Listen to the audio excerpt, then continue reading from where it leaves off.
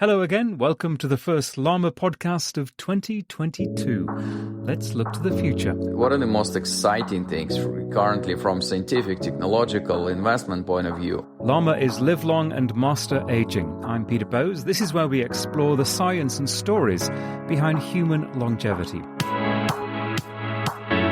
Number one, gene editing and gene therapy.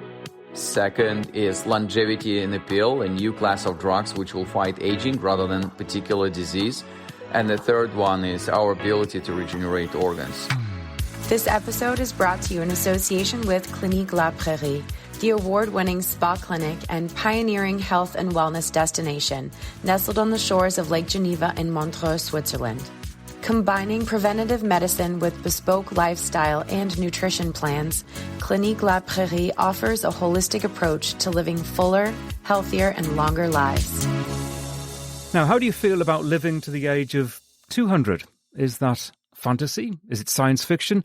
Or is it feasible, given the current state of longevity science? Well, our guest today has spent a lot of time pondering that very question. Sergey Young is one of the loudest, one of the most rational, one of the most fascinating voices in the longevity space. As he points out in his new book, The Science and Technology of Growing Young, he is not a scientist or a technology innovator. His first degree was in chemical engineering. His second was in business. But Sergey's work exploring the infinite possibilities that come with what he calls the longevity revolution is in a class of its own. Sergey Young, welcome to the Live Long and Master Aging podcast. Hi, Peter. Hi, everyone. I'm so excited to be here with you today. And I'm very excited to talk to you as well. It's a wonderful book, and we'll get onto it in some detail in a second. And also that question about reaching the age of 200. I'm just curious to start with, incidentally, you're joining us from Moscow in Russia. Is there much of a longevity science scene in Moscow? Not really. I mean, if you look at longevity technology and longevity science, I mean, we can see two big hubs. So one is US, the other one is in China. And pre-2016, you can combine both. Post-2016, you need to focus on just one of them. There's too many sensitivities, if you want, between two hubs. So, we, Longevity Vision Fund, and everything I do is mostly focused on the US. Understood. So the longevity revolution, what is that? So we're living in unique moments of time where scientific discoveries and technological breakthroughs finally give us the opportunity to break the sound barrier, the maximum lifespan limit on Earth, which is currently 122 years. So, and this is first time in the human history when we can focus on fighting aging and age-related diseases by using so many means, including influencing that on a genetic level, and therefore being able to reverse aging by itself. So that's great, and that's the essence of longevity revolution. But basically, there are so many trends which are forming this moment and this concept of longevity revolution, from environment becoming much more longevity and health friendly. We can discuss that, to scientific breakthrough, specifically in gene editing or regenerative medicine, our ability to regenerate organs, or create longevity in a pill, new class of drugs which will fight aging in its core, or some regulatory changes like recognizing aging as disease or important risk factor, and therefore creating sustainable and viable economic and regulatory model to invest in fighting aging and age-related diseases, and some crazy stuff like augmented humans, and thinking and working for the future when man and machine will become one, and therefore we will change our purely biological view on the human body and complement it with engineering view. And you mentioned the maximum known longevity at the moment is 122, and that, of course, is because there's a very famous lady who reached that age, actually 122 and 6 months, and this is something you write about in your book. Yes. So thanks to this beautiful French lady, actually, who died 20 years ago, the current record is 122 years. It is interesting. It seemed to many of us that Mother Nature put this like a natural break or expiry date on our body and mind and its ability to live somewhere around 120 years. And what we've done so far is actually maximum lifespan has been always somewhere around 120 years. Unless you read Old Testament where it's 900 years, but you need to believe in that. But then the average lifespan on Earth has been increasing all the time. We managed to increase it by 2 times, from 35 to somewhere around 70, 75 years in the last 100 years or so. And it's been basically mostly done by avoiding early death. So like early death was like the only thing that we were fighting with. And right now, again, first in human history, we can actually switch to more like an age reversal mode, if you want, on so many levels, including genetic ones. It's quite a good line, isn't it? And you use it in your book, What's the Secret to Living Longer? First, do not die. Yeah. It's kind of obvious, isn't it? It is. I mean, it sounds obvious, but like in so many cases, we've seen when people do detrimental choices, if you want, for their own lifespan and health span as well. And this is what I discuss in the last part of the book. It's a bonus chapter. It's actually called Who Wants to Live Forever? But it covers 10 longevity choices that you can make today to live healthier, happier, and longer version of your life. And one is that what I call is don't die stupid, or the polite version of that is passive longevity. It's just making safe choices, like avoid tobacco smoking, which is minus 10 years from your life. Always using seat belts. It's another 2 years to your lifespan. And we're making these choices every day. So I have a few friends who just decided they need to ride a motorcycle after the age of 40. It's probably midlife crisis, but your chances to die in a motorcycle accident is 17 times more than chances to die in a car accident. So, and I think it's a smart choice to kind of switch from one mean of transportation to the other one.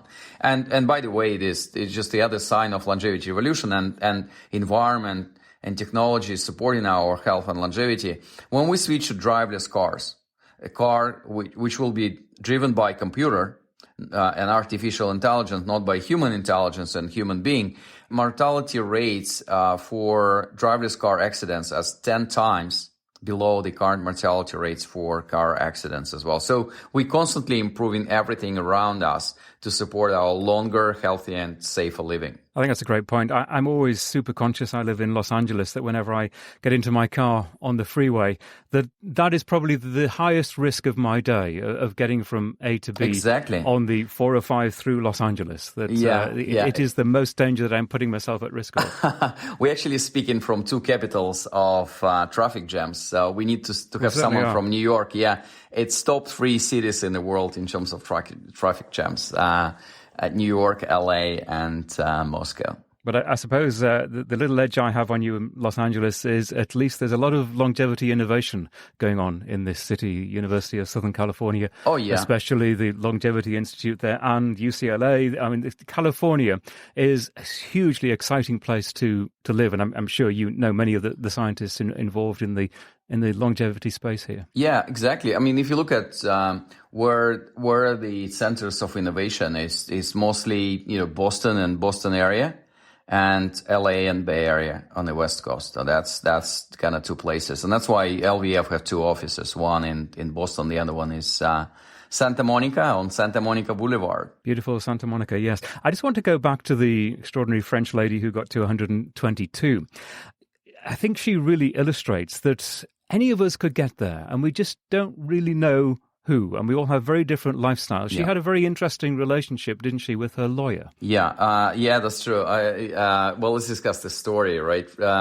And what has happened, it was common, and it's still common in some of the countries, like when you make sure your flat or apartment or the house, goes to someone else in exchange of him or her covering your almost like a retirement cost every month. So she made a deal that upon her death, the apartment that she owns will be transferred to her lawyer, and this guy took the obligation to pay her a certain amount of money in every month.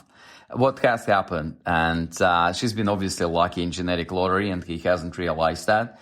A poor guy, he died before she died, and actually his wife has taken an obligation to pay that. So it was like pretty expensive purchase for the apartment. But I do think it's illustrate the other point, which is right now we don't have a right model for a longer living people. So we look at centenarians, and like with the exception of centenarians, right now they're more or less concentrated around blue zones or the countries with great healthcare system and a great kind of climate composition to support that. They all been lucky in genetic lottery. And this is what we try to change. This is what we try to avoid in the current process of development solution against aging. So if you look at the past and you look today, you need to be genetically lucky to live beyond 100 years. And what we're trying to do is, what if we will be able to amend our genetic code and help, all 3,000 genes inside our DNA, which are responsible for longer and healthier living, to manifest themselves, to work properly inside your body. And that's the whole idea. So rather than just relying on luck, what we want to do is just to have a systematic set of interventions, technologies, scientific discoveries, which will help all of us to live longer and healthier. And that's why this field is so exciting. And let's delve into it a bit further. First of all, though, I just want to embellish a little bit on what I said in my introduction, and that is that your name, actually quite literally, has become synonymous with this real explosion in interest that we've seen in recent years surrounding longevity and the quest to better understand the aging process. You're an investor, you're a prolific writer, you're an evangelist, I think, when it comes to understanding the scientific breakthroughs that relate to longevity. So what I'm curious about is how it actually started for you. Did something happen in your life early on to pique your interest in this? Yes. So, think about health. Health is always important for us, but it's never urgent in majority of cases. So our life is always full of a lot of problems, which are both urgent and important. And what unfortunately, like 90% of us needs is to go through our personal health crisis, to be much more interested, to start develop the interest towards health, healthy living, longevity overall. So I had two. One was a lung cancer case for my father back in 2005. He survived, but the quality of his life has never recovered. And then for me, it was back in 2014 when I discovered I have extremely high cholesterol level, which is one of the important risk factors for heart disease. And I had a choice to live on medication for the rest of my life, just taking this medication every day, taking a special class of drugs called statins. We all know that. And this is not a drama, depending on the country. Well, I know the figure for US, like 32% of people in US are suffering from high cholesterol level. Well, that's the way statistics work, by the way. So that's just a normal distribution. But, the other option was just change my lifestyle and rely on the ability of my body to heal itself, not from all diseases, but just explore this relationship and correlation between changes in lifestyle and my state of my health. So it's very simple changes in my physical activity level, in my diet and supplementation, produced almost the same result, like, if I would take the statins. And I was so impressed that I can change this in 6 months without relying on big pharma. And, this whole thing started. And I started to dig into that. And I've been investing for 20 years. So I thought, if I would like to support the development of the space, I needed to set up relatively small, at this time, longevity vision fund. So we can support scientists and entrepreneurs who are working on bringing affordable and accessible version of longevity to the world. And this is where this whole thing started. Frankly speaking, I saved so many lives. I'm not MD, but I've been blessed with the opportunity to help a lot of people. And it's all the same scenario. I push someone to do comprehensive medical screening. He or she discovers early stage cancer. Because it's early stage, recovery rates these days are up to 90 or even 100%, depending on the cancer type. So they call me back and saying, well, Sergey, you saved my life. And you feel so good. So you're always on the hook of, doing these great things to other people. And again, it's such a rare opportunity without spending decades of building MD career, profession, and passion has been able to help so many people. And I'm so delighted, almost like every second company, the startup, the scientific group that we are supporting through Longevity Vision Fund, they bringing 10 to 20, not percent, but times improvement against current intervention or in comparison to current protocol to treat, certain condition. And it's just amazing to be part of this whole movement to transform our healthcare to be much more efficient, cheaper, preventive, data-driven, technology-based. So it's been, one of the most rewarding parts and periods of my life. There are infinite possibilities, as you suggest. Just going back to your inspirations as you were growing up, I'm curious about what kind of childhood you had. And also, just a little aside, did you choose your parents very well to get that second name of Young? Great. Well, let's go to this kind of Russian route. So before age of 17, I was living in a really small town. Some people say they're from the middle of nowhere. I'm from the end of nowhere. My hometown with 15,000 people living there, and just one factory, like chemical factory. That's why chemical engineering was my first degree. It was on the shore of Japanese Sea in the Russian far, far east. It was actually closer to Japan. It was 200 miles to Japan, just across the sea to Hokkaido Island, then to regional capital, which is Vladivostok. So it's just interesting. It was during communist times. And every evening I would just stay in my room, and I had a huge world map on my wall. And I was traveling in my dreams, going through the countries. And on one side, it was amazing, specifically thinking about the countries which are much, much smaller than USSR at this time or USA. And, all these smaller countries like San Marino, Vatican, Luxembourg, in Europe. My mind couldn't really imagine how it feels to live on, there's just few acres of land and it's called country. But I did realize at this time that because of the communist regime, the travel of my dream would be go to Poland or to Hungary or to Czechoslovakia, followed by KGB agent for the week. And that's it. I was pretty mature before the age of 17, and I moved to Moscow to do my first degree, and then I moved to London to do my next degree, that I will never be able to see US, I will never be able to see Japan. So then Perestroika came, Gorbachev time, and this whole thing changed. It was amazing, and I'm so grateful. I have this opportunity to travel around the world, so I'm speaking with you from Moscow.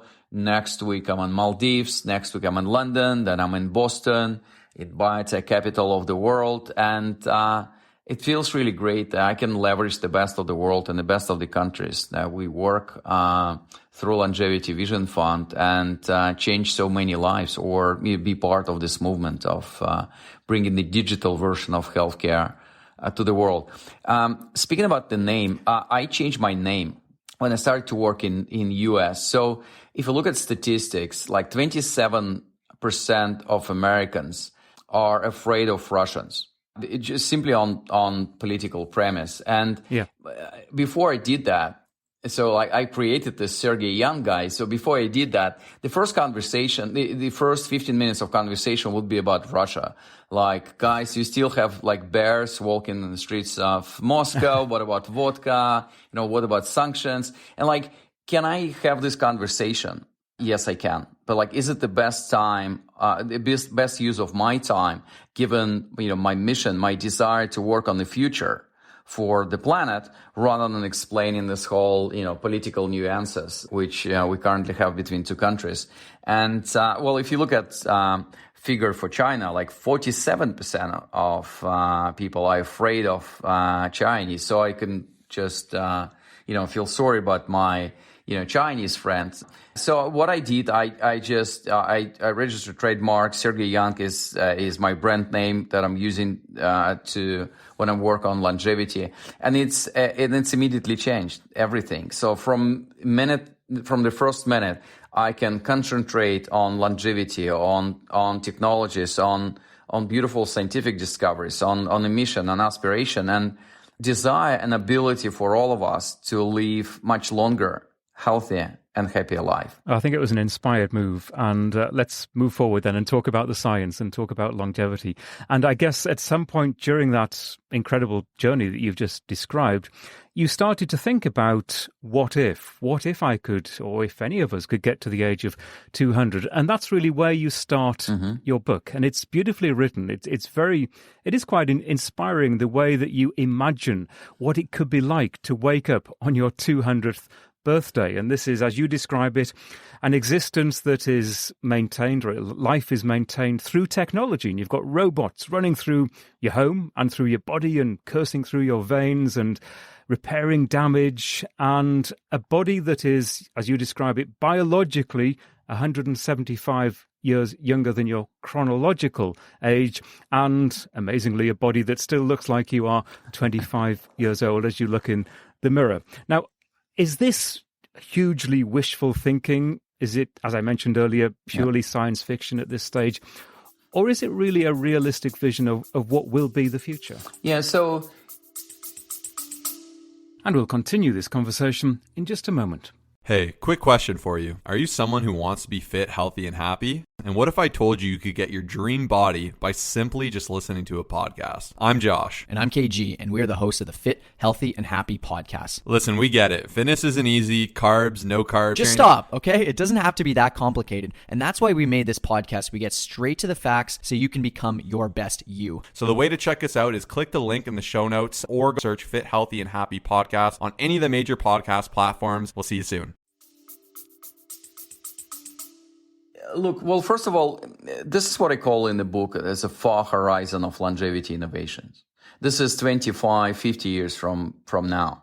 I mean, we don't know how the world will look like in 50 years from now. But, and then before we go into like technological details of that, we just need to recognize there's a huge ethical aspect behind that. There's so many ethical dilemmas that I cover actually in the last chapter of the book called Morality of Immortality. And in a nutshell, we have creating technologies to extend our life, but we haven't created life that we want to extend. 60 to 80% of people say no to any life extension opportunity, even theoretical one, in today's world. So we need to sort out, what is happening with the planet, with our society, with human beings before we embrace that.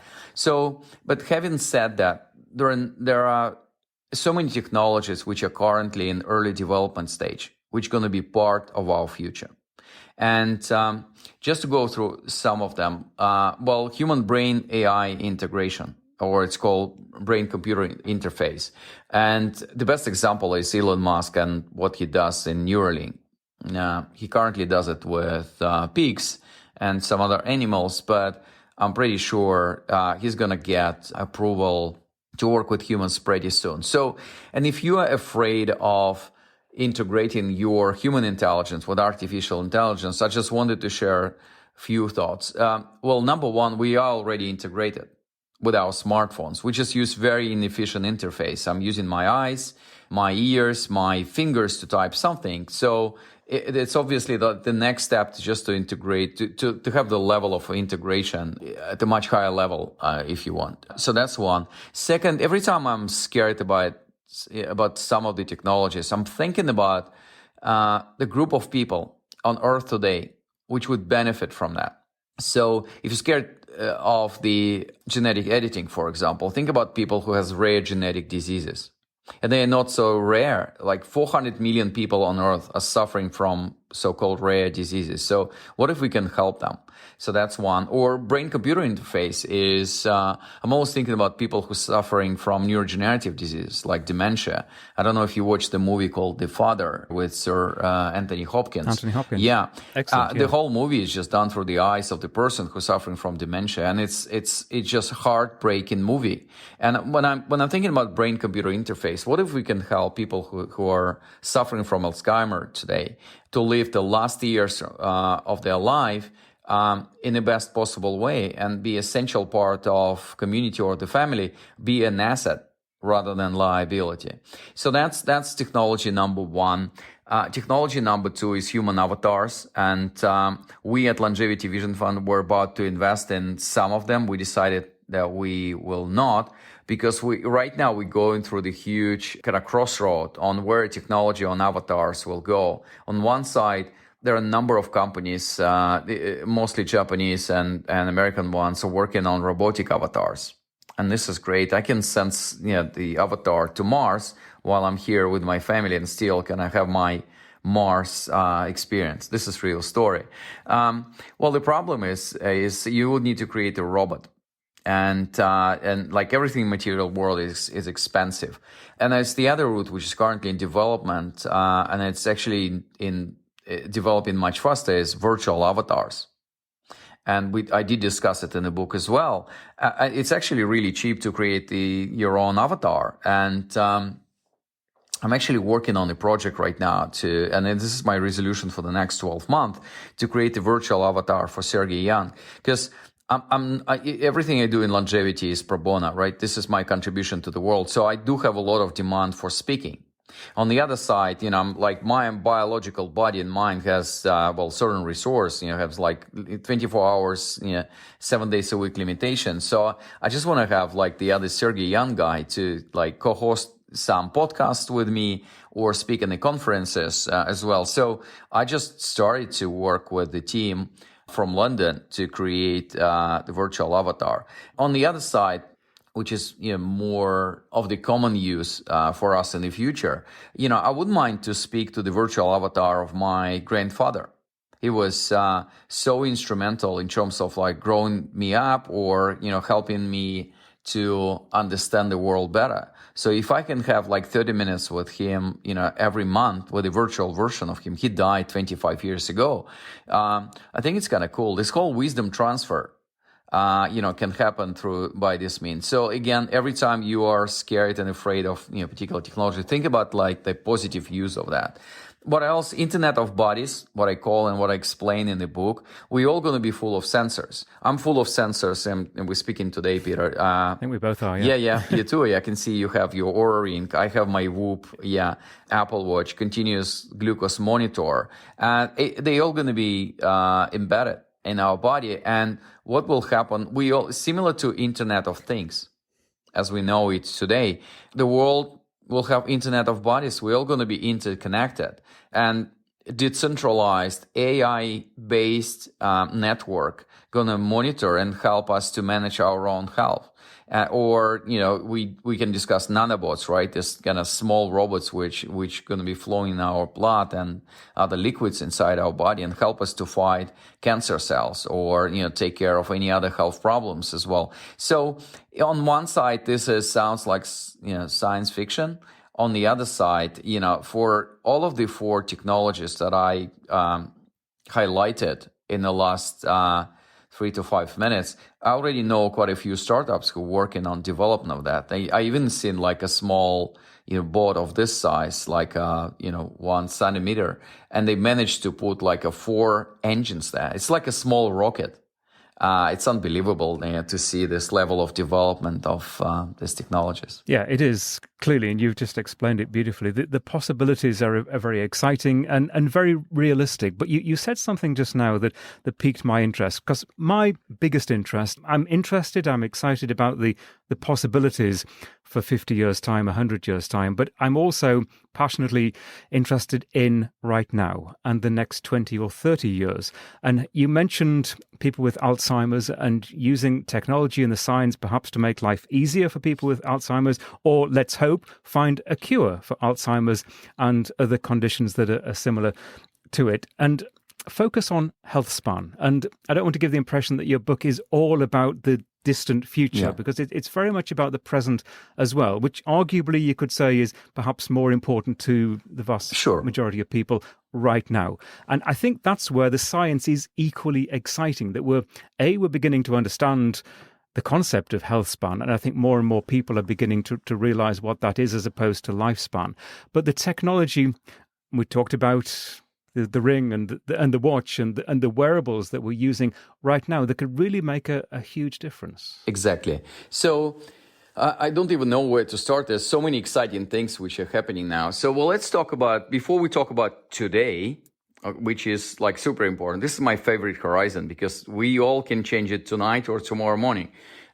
Let's talk about what is in development today and will be massively and widely available in the next 5, 10, 15 years. In the book, and you're right, Peter, this is the main part of the book, we concentrate on so-called a near horizon of longevity innovations. And when people ask me, like, what are the key 3 things that I'm seeing there? What are the most exciting things currently from scientific, technological, investment point of view? I'm always talking about, number 1, gene editing and gene therapy. Second is longevity in a pill, a new class of drugs which will fight aging rather than particular disease. And the third one is our ability to regenerate organs. It's part of regenerative medicine. It's called organ regeneration. So let's cover that a little bit. Gene editing, gene therapy, it's actually called genomic medicine overall. 25 years ago, it took 13 years here in the US and $3 billion to sequence one human genome. Imagine that. Right now, just a few hours and a few $100. That's it. And look at gene therapy. We all participate in a global positive, I do hope it's positive experiment in gene therapy because Moderna, some other mRNA vaccines are the outcome of gene therapy. So that's amazing. And again, we already know all 3,000 genes inside our DNA, which are responsible for longer living, so-called longevity genes. So it's up to us to modify it and help people to live longer. And it's not about lifespan, it's about health span. I've never seen any startup who was working on artificially extending a number of lives without influencing a number of years, without influencing the quality of these years. So again, gene editing, gene therapy, amazing. We've done already so many things. I was just looking at it titled, one of the articles in, I think it was New York Times a couple of months ago, and it says, Moderna vaccine has been developed in the course of 2 days. Imagine that. 100 years ago, it will take us decades to develop vaccine. Yeah. And actually, usually discover this by coincidence, like 2/3 of previous discoveries in the field of medicine and healthcare to fight this kind of virus. We would lose, up to 10% of people on Earth, or probably more from the virus like COVID. So that's one. Second is longevity in the pill. And again, if you look at the drugs today, they all trying to fight usually symptoms, but sometimes going to the roots of particular disease. But we all know after age of 50, our chances to get one of the 4 killer monster diseases like heart disease, cancer, diabetes, neurodegenerative diseases are increasing exponentially. In fact, these 4 killer monster diseases that I just mentioned are responsible for 90% of deaths after age of 50. So what's going to happen if you will be able to influence your aging processes inside your body on different levels, whether it's genetic, epigenetic, or on cellular level, what will happen? Your chances to die and suffer from age-related diseases will decrease. And that's the beauty. So I'm not working on creating, forever young humans who are always 25 years old or 25 years young. I'm working on fighting these diseases, so we don't need to suffer from that. And longevity in the pill, in 5, 10, 15 years from now, you can see your doctor, you can go to pharmacy, and you're going to see like a special class of drug. This can be one of the existing drugs like metformin or rapamycin. Metformin is generic drug. It's been known for probably 60 years for now. It's a diabetes drug. And we just need to repurpose that. And we need to go through the trial with humans before we embrace and use it as a longevity drug. Or it can easily be the new drug developed with the help of artificial intelligence. Because AI today, we already invested in 2 companies which use artificial intelligence to help drug discovery process. With the help of AI, we can compress the 2 to 3 years of drug discovery process into 2 or 3 months. Imagine what's the efficiency gain for the industry and for all of us as consumers and patients would be. And the third piece is organ regeneration. Right. And the field of regenerative medicine. And there's so many technologies which are currently in development phase, which will help us to replace organs like we replace spare parts in our cars. And it can go like a 3D bioprinting route. And there are a number of companies, pretty large companies, who are using today the biomaterial to 3D print organs. More than 90% of these organs end up in labs. They help academia to do faster, cheaper trials and obviously safer trials rather than using human organs.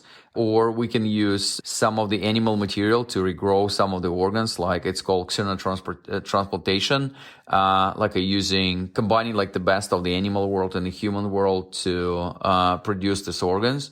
Or we can use our lymph nodes to regrow organs. And this is the company that I cover in the book. It's called Genesis. We invested 2 years ago. They based in Pittsburgh, and we invested in them. What they do, they take donor liver, split it in 50 to 75 pieces, and put these pieces in individual patients. And each of them, in the course of 3 to 6 months, has been able to develop a additional liver inside their lymph node, which support the function of your liver, which is currently not working.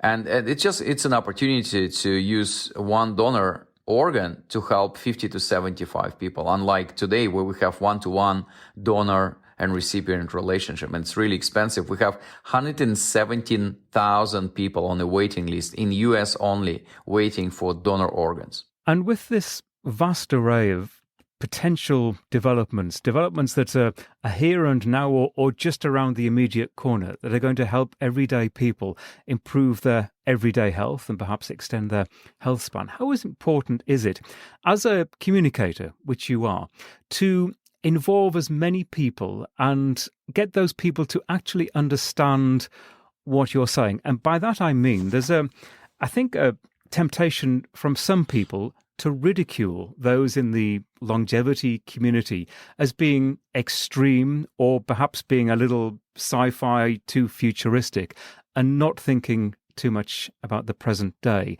And it always strikes me, often the word obsessive is used. You're obsessed with not growing old, or you're obsessed with staying young. Shouldn't you be thinking about other things? It's sometimes the criticism. I'm sure you've heard that kind of thing. Yeah. What is your answer to that? Yeah, I love all of these people, and I just want to give them a choice. That's it. I'm not even going into arguments, right? So I choose my mission. I want to help the world. No one can argue that more data-driven, technology-based version of medicine, which would cost all of us 10 to 20 times less than today and have much better efficiency, will save more lives, will improve the quality of people's life, and going to be affordable and accessible to everyone. And, all of the technologies that we're investing today, they're going to be available to us not in 10, 20 years. Like some of them, some of affordable ultrasound devices that we invested in 3 years ago, going to be on the market early next year. And they cost 50 times less than the ultrasound device you have in the hospital next door. This is amazing. Or colon cancer test that we are invested in. It's an opportunity for all of us to test, to do a diagnostic of early stage colon cancer. It's a very dangerous type of cancer because usually when it manifests itself, it's too late to save the person. And to do it even at home, and it's between $100 and $200, and it's much cheaper than any other alternative in terms of diagnostic, like colonoscopy, right, which is anywhere between $1,000 and $2,000. Yeah, like if drugs going to be developed at much lower cost with much higher efficiency, how you can argue with that? So, I know what I want, and I'm trying to help, as many people as possible. And I'm not a big fan of immortality. Some people say like, I don't care. I want to be immortal. I don't want to be immortal, but I want to have more healthy and happy decades in my life, so I can, hang around with my, grandkids and do so many things on this planet. I'm totally with you. I'm not for immortality and eternal life either. I think there are far greater beneficial things to think about that are going to affect you and I over the next, well, however many decades we have, whether it's 4, 5, or 10 decades. Who knows what the maximum age is going to be by the time you and I are getting up to those higher echelons, shall we say. And you've kind of answered my next question, and you've answered it in the same way that most people answer it, and that is, what motivates you to aspire to a great health span? And you mentioned being with grandchildren.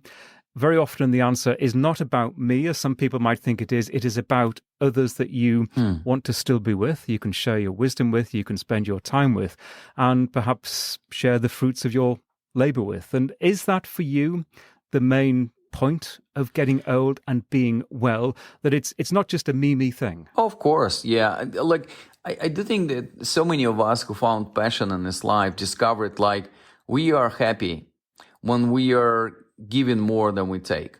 And I'm at this period of my life. I discovered my passion back in 2014 with the personal health crisis. And like, this is like the only thing which makes me happy, like seeing other people succeeding, being in a healthier, happier state. That's the most rewarding thing in my life. And with everything that you've learned, vast array of knowledge over the decades you've been working in this area, how do you live your life every day with your own longevity in mind? If you could give me a few bullet points of your must-do activities every day, perhaps your routine that you adhere to pursue your own long life. Well, first of all, let's start with the annual thing, right? So the most important day of your life every year is your medical screening day, okay? This is super important to be able to do early diagnostic of all these, 4 killer monster diseases is super important. So that's important. But on everyday basis, it's about diet, physical exercise, and what I call peace of mind, the importance of mental health, right? So diet is, I'm heavily plant-based. I'm not vegetarian or vegan. I do have a lot of sympathy for this choice, but, I do eat, wild fish. It's my, mostly my, biggest source of, proteins. Sometimes I very rarely, have organic meat, very rarely. I don't have any sugar in my diet, and, all of, the sweet drinks replaced with, a lot of water, tea and coffee. I love coffee, and, once a week, red wine. I'm guilty of that as well. Guilty? Some would say you don't need to be guilty about red wine. I agree with you, Peter. And I do fasting, so I fast 36 hours every week from Monday evening to Wednesday morning. So we're speaking on Wednesday. I just break my fast this morning, and it's amazing, like 36 hours without food, just simply running on water and herbal tea. It does a great job in terms of like detoxifying the body and bringing you, more and more energy and desire to live. And you get that mental high, that buzz, synapses snapping sort of feeling after about 10 to 12 hours of fasting. Yes, it's actually, it feels a little bit spiritual in a way. Well, that's why fasting is a routine, right? As a protocol, is part of so many religions in the world. Physical exercise, I have my 10,000 steps a day. I'm using my wearables to close the circles, and I usually take, like, even though if I'm in the office, I'm taking like 30 minutes walk, and making sure I do it at least twice a day. To do it. So we're about to finish. It's evening here in Moscow. So I'll have my Zoom physical exercise with the trainer in 15 minutes from now. But like literally like 2/3 of physical activity agenda is like 10,000 steps a day. And like you can put whatever you want on top of that. You can do yoga, weightlifting, cardio, etc. Like whatever you like. It's your choice. But you can integrate walking into any part of your life. And in terms of what I call peace of mind, it's literally about three things for me. One is sleep. My rule is 8 hours in the bed, which is at least 7 hours of sleep every day. As my very good friend, the founder of Longevity Clinic in London, Dr. Jay Cradle, told me once, well, Sergey, every evening we can visit the most powerful clinic in the world. We go to bed and we sleep. So this is really important for, so many aspects of our health. Mindfulness and meditation. I meditate somewhere on 10 to 12 minutes every day in the morning. And the final piece of this peace of mind is just sense of purpose. Being the best version of yourself, helping other people, sharing more than you take, being integrated into your community, and competing with yourself, really. That's it. Sergey Young, it's been a huge pleasure to chat. All the very best with the book and everything that you do. Thank you very much indeed. Thank you, Peter. And thanks, everyone. Stay healthy and happy. It's a great message. In the show notes for this episode, you'll find a link to Sergey's book, The Science and Technology of Growing Young, some of his other work and his bio. There's also a transcript of this conversation, all at the Live Long and Master Aging website, LLAMApodcasts.com. That's LLAMA podcast.com. In social media, you'll find us at Llama Podcast. You can direct message me at Peter Bowes. The Llama Podcast is a HealthSpan media production. If you have concerns about your health or you're considering a new diet or exercise regime, I strongly recommend that you discuss it with your own doctor or healthcare professional first, someone who understands your health history. We don't give advice here, but we do share ideas in this very exciting field of human longevity. Hopefully that's what we've managed to do today with Sergey. Thank you very much for listening.